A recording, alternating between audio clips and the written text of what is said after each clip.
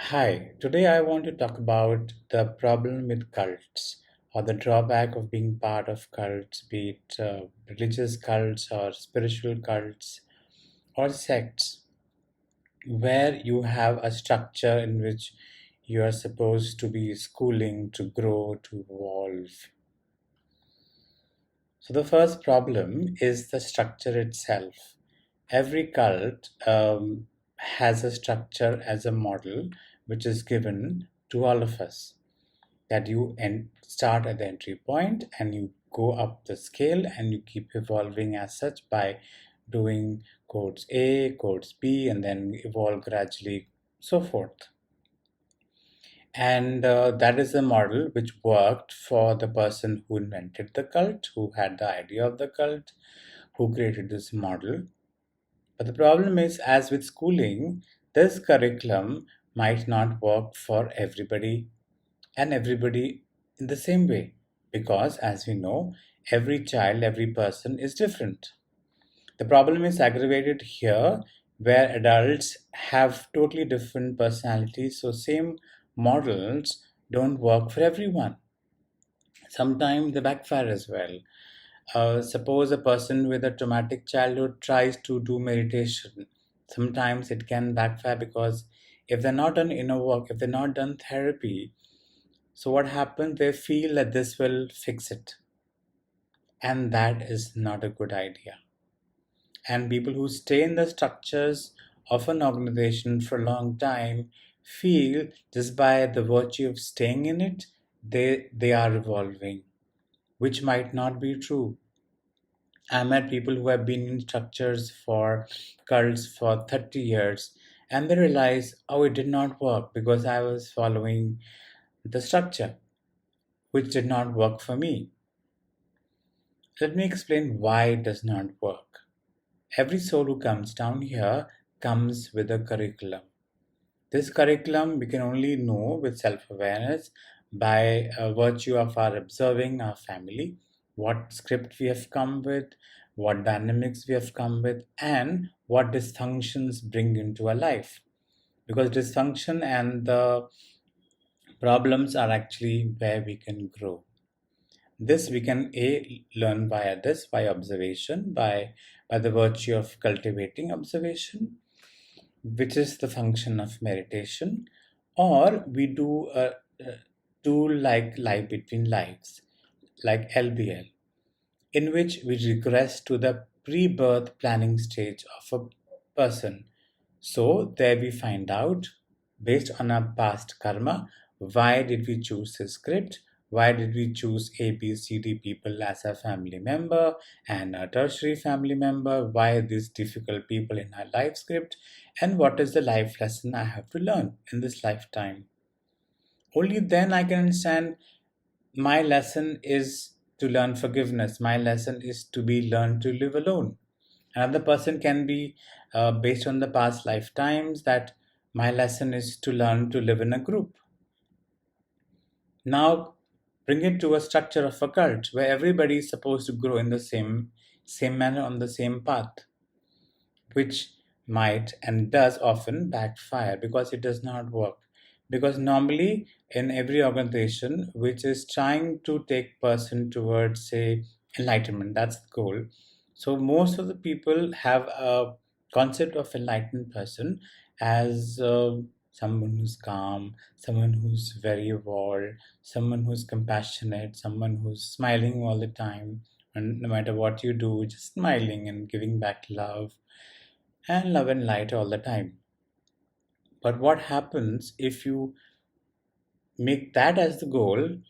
At the beginning, you just might start faking it because a lot of people believe that fake it till you make it, but that does not work because what happens that leads to a lot of passive aggressive structures, a lot of aggression, a lot of infighting, and a lot of politics. So what happens that when you go up the structure of an organization and you find people are people everywhere. If you go up in the structure of an NGO, of a corporate structure, or a spiritual sect, people will have those dynamics. People will have dysfunction that I have to learn from them. So it's not their fault. So then people are disappointed many years down the line. So best thing is that find your curriculum through LBL, through Life Between Life sessions or any other tool, and then create your own theology. Create your own philosophy about life and pick what works for you. Everything might not work for you, so pick what works for you. Grab tools. Pick tools, one from here, one from there, and make your own structure. Another problem is that you make the head of that cult as a god, as a godhead. It might be the best, like a parent figure for the cult, but might not be God, is not God. The best way is to learn practices which helps you connect with your inner wisdom. Your guides, your spirit guides will help you point to point what will work in this situation, knowing your backstory, which the physical guru might not have an idea unless they are also tuning to the same spirit guides. So, to avoid that disappointment going forward, connect with yourself, connect with your guides, connect with your guardian angels. So, going forward, each point in time in the line that, okay, this is what I have to do now. This turn is there for me, and this is turn right, turn left, like an inner GPS.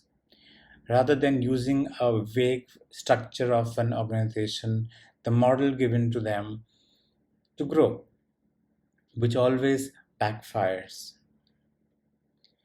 Third, and the most interesting thing is that most people who get totally entrenched in cults are coming from dysfunctional families.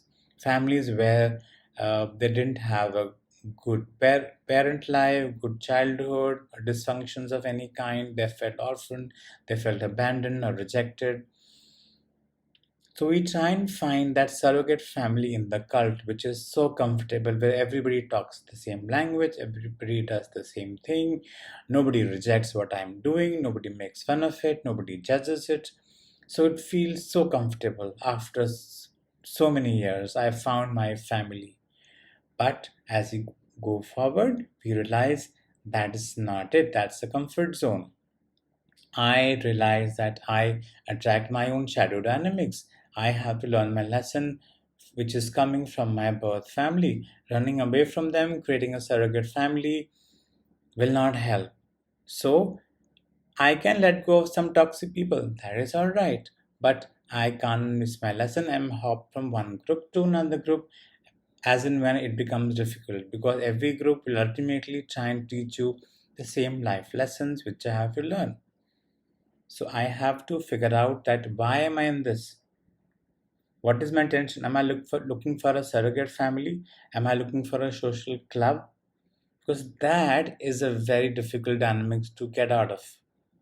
Because you are looking for divine parents, but the heads of the organization, whatever it is, are not divine parents.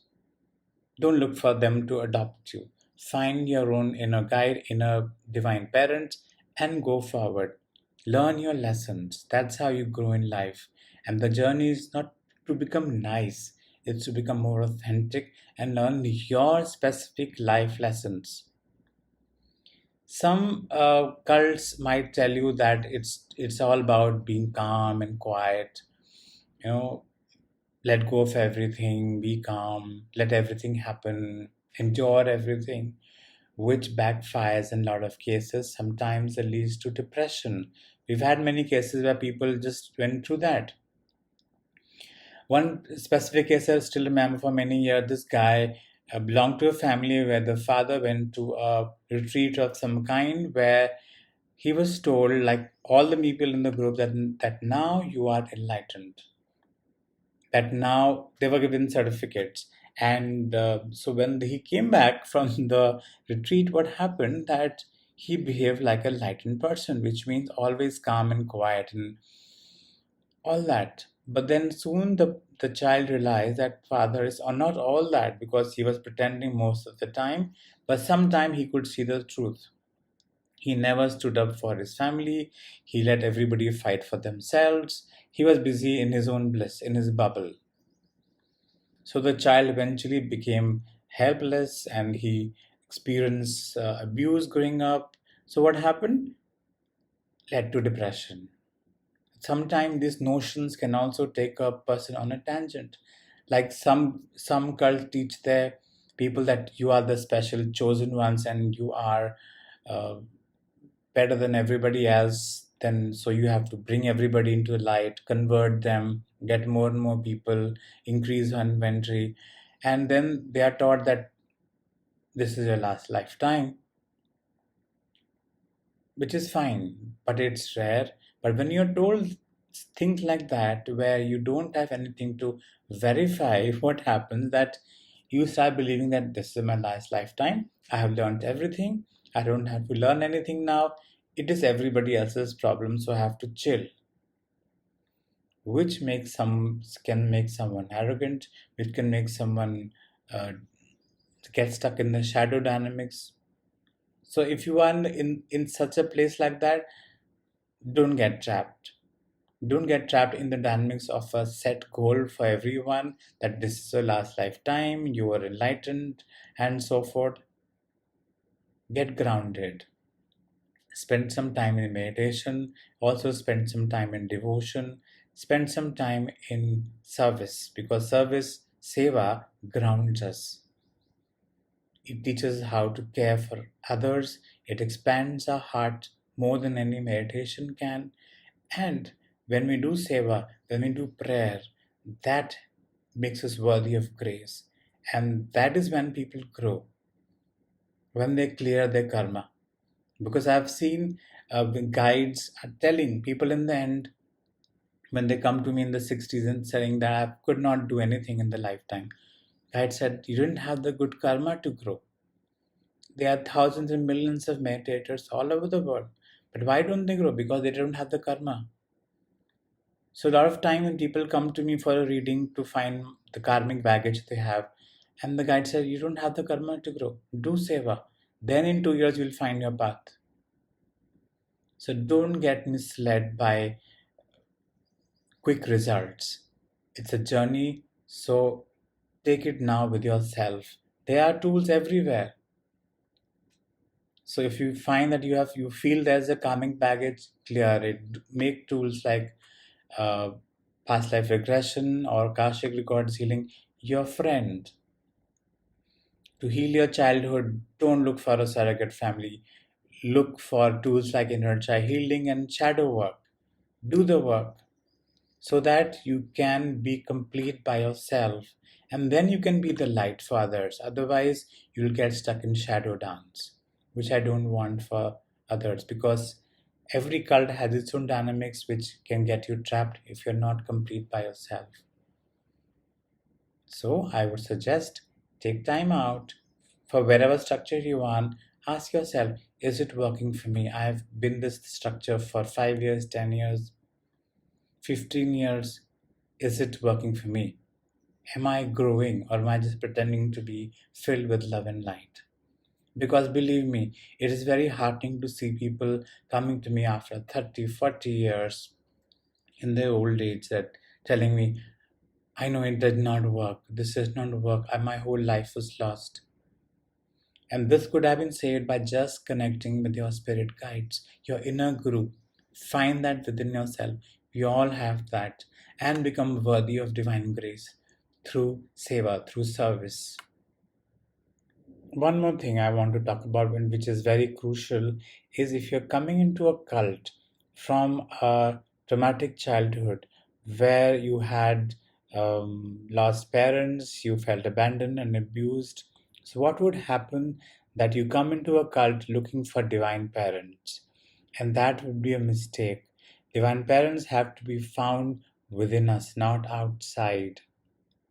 What happens when you come to a cult like a child, that makes you vulnerable to be abused and manipulated by people who you think as Godhead, as your superior. So go to learn, but don't be naive. Because I've seen people become victims of financial abuse as well as brainwashing and also sexual abuse. We have heard so many cases of it lately, ironically.